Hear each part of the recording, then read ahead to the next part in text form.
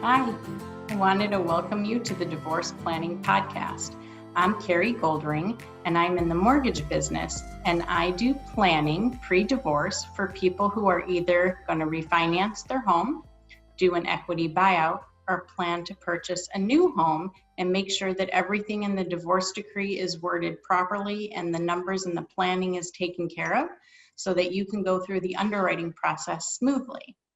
And I would like to introduce you to other people who are interested in the divorce planning process so you can get a real education of what's involved.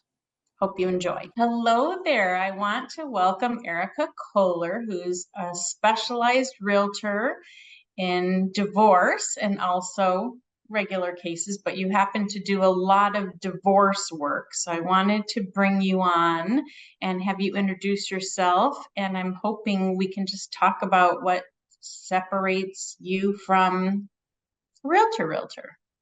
Sounds great, Carri. Good morning. Glad to be here. It's been fun working with you on a couple cases. And when you invited me to be on this podcast, I was excited to just have the chance to chat and talk with you about our experience and how we can help educate people about the differences. That would be great. So I know you and I had one case together that was kind of interesting in terms of, God, help me remember. We had a couple who were married. They had been married for about 20 years. They actually contacted me right after the divorce or right as the divorce was being finalized. Okay. And they were going to sell a home. Yes. And then they had to purchase homes. Yes, they both had to purchase, and weren't sure if they could purchase. And what was interesting with the sale, which is why I thought it was so amazing that you specialize in divorce, because in their divorce decree, they had to pay off some debt at the sale of the home. And I believe one of them was the owner of the house, but the proceeds had to go to two different parties. And I think, let's just say Joe Schmo realtor may not have even known to ask for the divorce decree, let alone know what they were looking for when they were reading it. So I thought maybe you could just touch on that for a little bit. Absolutely, Carri. That was pretty much exactly what happened. The husband was on the deed, but they had both lived there from the moment they purchased it. So it was technically the marital home. I knew them through we have children who are about the same age and in some mutual activities. So I got to know them that way. And one of the parties was extremely private and extremely concerned about people knowing all of their business. So when they sent me the divorce decree, they only sent me the section that dealt with the real estate. They wouldn't send me the entire thing. Now I did talk with them and they did send the entire divorce decree to the title company because I explained to them the importance of the title company having the full decree for when they file the deed and everything. And, but I only received the real estate portion, which specified how the house was supposed to be sold, what day they were allowed to have occupancy until, how the proceeds would be split, and who also paid for any repairs or pre-listing work that needed to be done on the house. So that was all very, very informative, and talked with both of them. One of the most important things I just want to bring up when listing a house is making sure, well, two things. One, that I build trust and rapport with both parties together and separate. And also that communication is very clear. And part of building that trust is helping both parties trust that I'm communicating the same thing to both parties at the same time. So it was imperative that I sent any emails about directives to both of them, or these are the steps, this is what I learned, any market analyses, things like that. I made sure that I sent to both of them at the same time. That was really, really critical, especially because one party was a little less trusting than the other. The other one was more just like, hey, I want to be done whatever it takes. The former was much more, wait, when are you telling them this? When are you telling me this? I want to make sure that I know at the same time, those kinds of things. So you really have to be patient and listen for some of those key words that'll give you a clue as to what each party needs to feel most comfortable. So that was one part that was really important.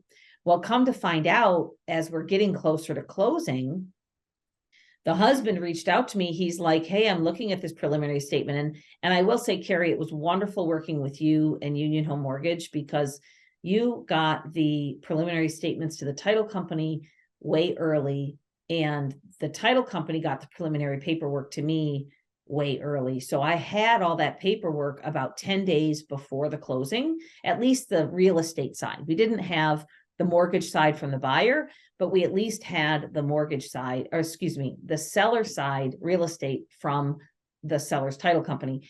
And the seller husband reached out to me and said, hey, there's a bunch of debt and credit card debt that's supposed to be paid off with the sale of this home. Well, because I didn't receive the entire decree, I didn't know about it. So the title company worked through it, went through it with both sellers. They got a tallied list, an updated list of what all that debt was, and paid it off. And it was very interesting because on the one hand, the title company doesn't want to take on the liability of paying off the debt, but at the same time, they have to follow the directions of the divorce decree in the sale of the property. So having the title company create a tallied list and a document that was almost an addendum type document that both sellers signed, so that they were in agreement, and the title company cut the checks to the debtors, and then the sellers were responsible to pay those and to get those to the companies and things.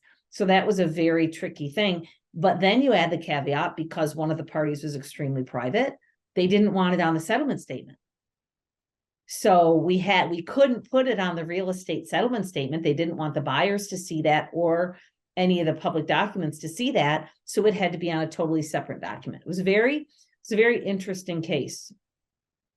It was interesting. And then I remember for the purchase, I had to verify that everything was paid at closing, and we needed to make sure that the proceeds of the home went to the two of them, even though he was technically the only owner on the deed, because it was considered marital property. We needed the proceeds to show going to both parties. And the fact that you work in that divorce arena and understood my directive, even though I don't get involved on the sale of the property, this was so divorce related that we needed a really good communication, because I had to have certain things shown in order to get them approved for their new home.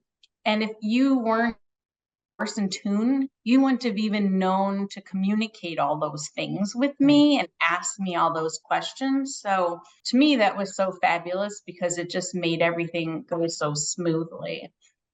Thank you. And I will say, on the same hand, in our conversations, because I had connected the parties with you for their purchase, you and I were able to have some conversations where you said, when you're, contracting the sale, make sure it says this, make sure it has those parts. And that communication between the two of us was so important, and I think made it that much easier for the sellers when they went to become purchasers with you.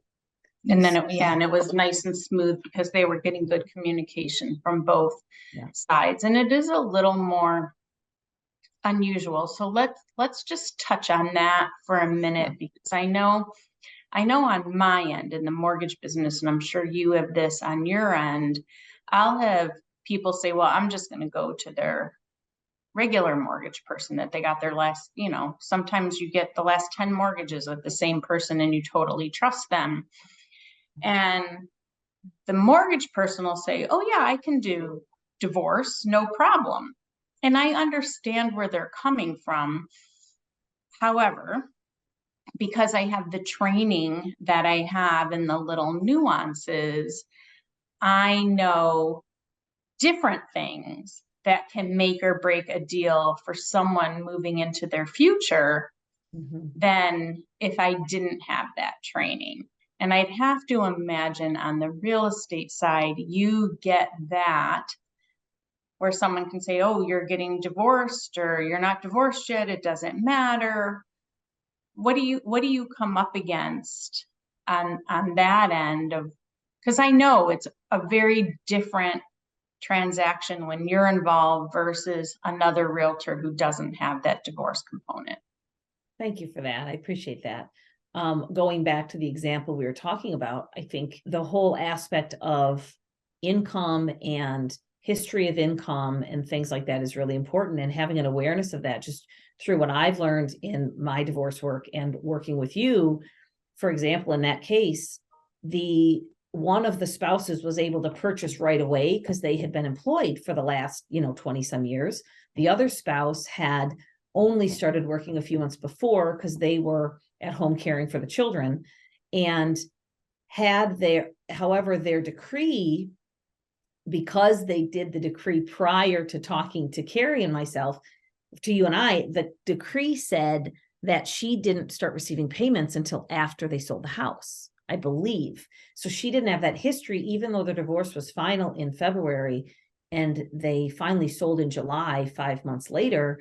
The way that it was written, she didn't start receiving payments until they moved out of the house and it was sold, which actually was a detriment. And had I not understood that, to give her that guidance and talking to Carri and preparing her that she probably wouldn't be able to buy for a few months, which is the case, I think it would have been a bigger shock to her. And I think those kinds of things are important. I have another situation where I was talking to a woman and she was trying to figure out whether her husband should buy her out of the house or they should sell the house and those kinds of things. And she and I started talking long before she got divorced. She's a good friend of mine.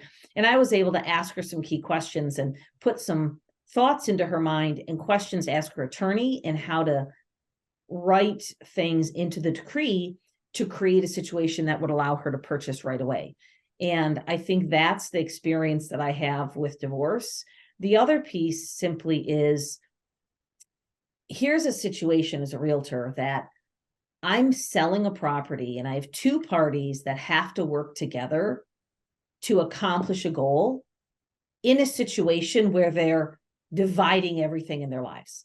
So unless you're in a collaborative divorce situation, which are a small percentage of divorces, or an extremely amicable situation, most likely those two parties are going to be at odds. So you're dealing with trying to get two people to come together when parts of their life are driving them apart. So how do you manage those emotions? How do you manage those decision-making to help these two people keep their eye on the ball of selling this house for the maximum value because it's in the best interest of both parties, while at the same time protecting their own personal interests because they automatically feel at odds with each other?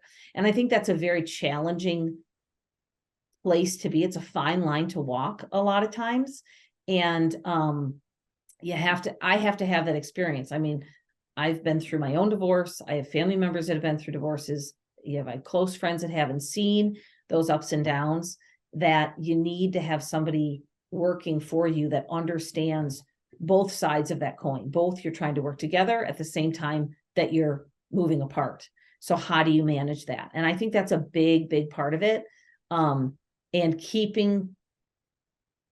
giving each client, each seller, at least in a sales situation, because they're not going to be buying together, keeping each of them knowing that they're heard, that they're valued and respected. And at the same time, it may not be exactly what they want, but they're trying to get to a joint goal. And I think that's a big part of divorce, which having the experience and having the patience and having that perspective is huge.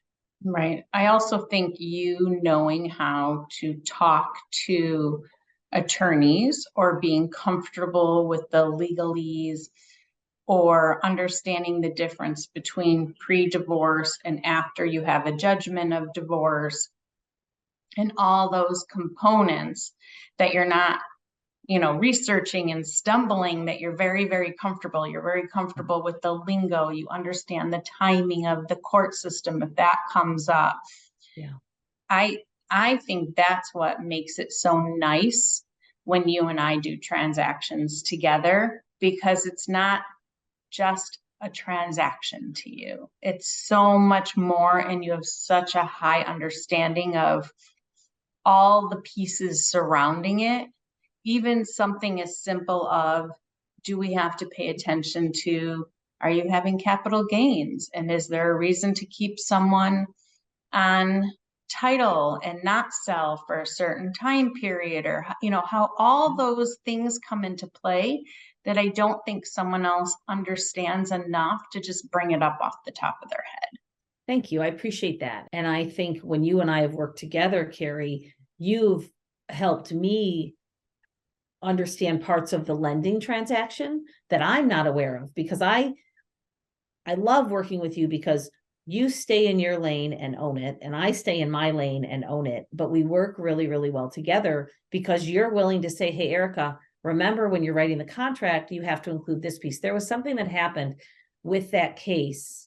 I don't remember what it had to do with, but I think it had to do with how the debt was paid off and how the proceeds were written on the Alta. We had to include the fact that the spouse on deed was giving half of their proceeds to the other spouse, and both spouses had to sign that settlement agreement, even though for the actual title company, they didn't have to. We required them both to sign so that they could then take those documents to their attorney and use them with the future lender to get that done. And your awareness of that and just reminders of that was very, very helpful. Because sometimes I'm not always thinking about the next transaction in terms of the purchase. Right. Right. Yeah. Because that's not your job. That's my job. Right. I hope you enjoyed the podcast. I'm Carri Goldring. And if you ever have any questions regarding mortgage, feel free to give me a call or send me a text message, 248-420-4524. Hope you enjoy the rest of your day.